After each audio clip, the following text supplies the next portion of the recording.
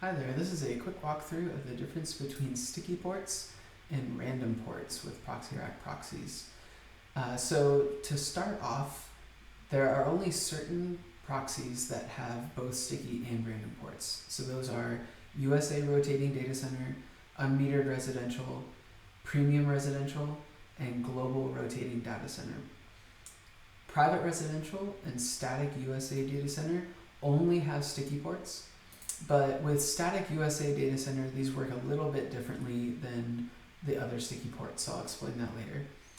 So if you are subscribed to one of the proxies that have both sticky and random ports, you can click on the proxy name here and then go to proxy endpoints, and you'll see both these tabs. So you'll see sticky ports, and then if you click on random ports, a few things will change. So sticky ports are ports that will connect you to an external IP address that will remain static for a certain amount of time, and then it will rotate. Whereas random ports will connect you to a new IP address for each request that you make. So these won't remain static at all. With sticky ports, they start at port 10,000 and then go up from there. And then random ports start at port 9,000 and go up from there. And you can also set the rotating interval right here, or you can do that through the API, which we'll have a tutorial on later. And that is how long the IP address will remain static until the port rotates it to a new IP address.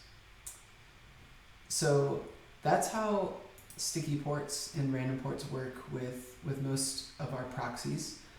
Private unmetered residential will only have sticky ports, so you won't see the two tabs there, and these work the same way. It'll stay static for a certain amount of time and then rotate.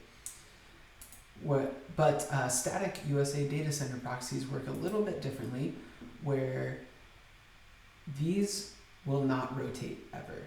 So when you connect to a port here, it will not rotate unless you specifically tell it to rotate through the API.